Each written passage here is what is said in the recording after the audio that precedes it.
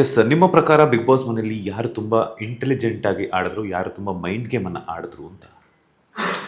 Intelligent ನೋಡ್ಕೊಂಡು ಬಂದಿದ್ದಾರೆ ಗಿಲ್ಲಿ ಅವರು. ಈ ವಾಸ್ ವೆರಿ ಇಂಟೆಲಿಜೆಂಟ್. ಈ ನೋಸ್ ವಾಟ್ ಈಸ್ ಈ ಪ್ಲೇಯಿಂಗ್. ಇಂಟೆಲಿಜೆಂಟ್ ಆಗಿ ಆಡ್ತಾ ಇದ್ರು. ಇನ್ನೊಂದು ಕ್ವಶನ್ ಏನು ಕೇಳಿದ್ರು? ಯಾರು ಮೈಂಡ್ ಗೇಮ್ ಆಡಿದ್ರು ಅಂತ? ಮೈಂಡ್ ಗೇಮ್ ಎಲ್ಲರೂ ಆಡಿದ್ರು ಅಲ್ಲಿ. ಆಲ್ಮೋಸ್ಟ್ 75% ಎಲ್ಲ ಮೈಂಡ್ ಗೇಮ್ ಆಡೋಕ್ಕೆ ಶುರು ಆದರು. ಆದರೆ ಬಿಗ್ ಬಾಸಲ್ಲಿ ಮೈಂಡ್ ಗೇಮ್ ಸ್ವಲ್ಪ ವರ್ಕ್ ಆಗಲ್ಲ. ಅಲ್ಲಿ ಮೈಂಡೇ ಆಫ್ ಆಗೋಗುತ್ತೆ. ಅಲ್ಲಿ ಎಕ್ಸ್ಪೆಕ್ಟ್ ದಿ ಅನ್ಎಕ್ಸ್ಪೆಕ್ಟೆಡ್. ನಿಮಗೆ ಅವರು ಕೊಡೋ ಅಂಥ ಒಂದು ಸಿಚುವೇಶನ್ಸ್ ಇದೆಯಲ್ಲ ಬಿಗ್ ಬಾಸ್, ನಿಮ್ಮ ಎಲ್ಲ ಕ್ಯಾಲ್ಕುಲೇಷನ್ನ ತಿರುಗಿಸಿರುತ್ತೆ. ಸೊ ಅಲ್ಲಿ ವರ್ಕ್ ಆಗೋದು ಯುವರ್ ಟ್ರೂ ಎಂಟರ್ಟೈನ್ಮೆಂಟ್, ಇಲ್ಲದಿದ್ರೆ ಟ್ರೂ ಕ್ಯಾರೆಕ್ಟರ್. ಟ್ರೂ ಕ್ಯಾರೆಕ್ಟರ್ ನಿಮ್ದು ಏನು ಟ್ರೂ ಕ್ಯಾರೆಕ್ಟರ್, ಡೈನಾಮಿಕ್ ಕ್ಯಾರೆಕ್ಟರ್ ಇದೆ, ಅದು ಮಾತ್ರ ವರ್ಕ್ ಆಗುತ್ತೆ. ತಾಯಿ ಮಗನ ಥರ ಇರ್ತಿದ್ದಂತಹ ಮಲ್ಲಮ್ಮ ಮತ್ತು ಧ್ರುವಂತವರು, ಮಲ್ಲಮ್ಮ ಅವರ ಎಲಿಮಿನೇಷನ್ ನಂತರ ಮತ್ತೆ ಅವರ ವರ್ಷನೇ ಬೇರೆ ಆಗುತ್ತೆ, ನಿಮ್ಮ ವರ್ಷನೇ ಬೇರೆ ಆಗುತ್ತೆ, ಬಂದ ಮೇಲೆ ಎಲ್ಲೋ ಸ್ಮೆಲ್ ಹೊಡಿತಾ ಇದೆ ಅನ್ನುವಂಥ ಒಂದು ಮಾತುಗಳನ್ನು ಹೇಳ್ತಾರೆ. ಎಲ್ಲೋ ಒಂದು ಕಡೆ ಜರ್ಕ್ ಹೊಡಿತಿದೆ ಅಂತ. ಹೌದು, ನನ್ನ ದೊಡ್ಡ ಇಮೋಷ್ನಲ್ ಸಪೋರ್ಟ್ ಆಗಿರ್ತಾರೆ ಮಲ್ಲಮ್ಮ ಅವರು ಬಂದಾಗ. ಯಾಕಂದರೆ ನಾನು ಬಂದಾಗ ನನಗೆ ಹೊಸದ ಆಟ, ಮತ್ತು ನನಗಲ್ಲಿ ಎಲ್ಲ ಕಾಂಪಿಟೇಟರ್ಸ್ ಇರ್ತಾರೆ. ಸೊ ಮಲ್ಲಮ್ಮ ಎಲ್ಲೋ ನಂಬಿಕೆ, ಅಂದರೆ ಹಳ್ಳಿಯಿಂದ ಬಂದಿರೋರು. ಸೊ ಇವ್ರು ನನಗೆ ಮೋಸ ಮಾಡಲ್ಲ, ಅಥವಾ ಬೆನ್ನ ಹಿಂದೆ ನಾಮಿನೇಷನ್ ಅಂತ ಇಂಥದ್ದೆಲ್ಲ ಆಗಲ್ಲ.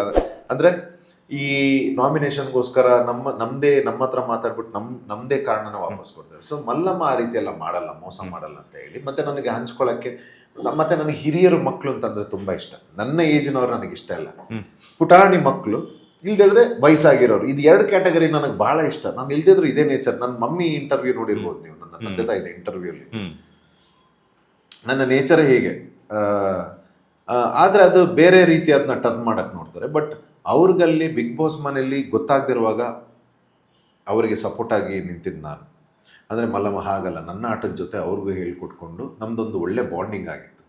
ಬಟ್ ಈ ಸಲ ಬಂದಾಗ ಎಲ್ಲೋ ನಾನು ನೋಡಿದಂಥ ಕಣ್ಣುಗಳದ್ದಾಗಿರಲಿಲ್ಲ. ನಾನು ನೋಡಿದಂಥ ವ್ಯಕ್ತಿ, ನನ್ನ ಅಫೆಕ್ಷನ್ ನಾನು ಕೊಟ್ಟಂಥ ವ್ಯಕ್ತಿ ಅವ್ರು ಆಗಿರಲಿಲ್ಲ ಅಂತ ಅನಿಸುತ್ತೆ.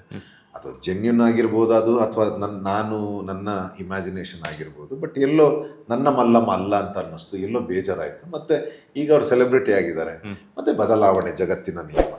ಸೊ ಅದಕ್ಕೋಸ್ಕರ ಏನಾದರೂ ಅಂತ. ಮತ್ತು ಮೊನ್ನೆ ಶೋಗೆ ಸಿಕ್ಕಿದಾಗ ಭಾಳ ಪ್ರೀತಿಯಿಂದ ಮಾತಾಡ್ತಾರೆ. ಸೊ ಓಕೆ, ಅದು ಏನು ಮಾಡೋದು, ಇದೇ ಜಗತ್ತಿನ ನಿಯಮ ಅದು. ಸೊ ಅದ್ರ ಬಗ್ಗೆ ಏನು ಅಷ್ಟು ಬೇಜಾರಿಲ್ಲ. ಲೇಟೆಸ್ಟ್ ಹಾಗೂ ಇಂಟ್ರೆಸ್ಟಿಂಗ್ ಸುದ್ದಿಗಳಿಗಾಗಿ ಬಾಸ್ ಟಿವಿ ಕನ್ನಡ ಚಾನೆಲ್ನ ಸಬ್ಸ್ಕ್ರೈಬ್ ಮಾಡಿ. ಹಾಗೆಯೇ ಬೆಲ್ ಐಕಾನ್ ಪ್ರೆಸ್ ಮಾಡಿ.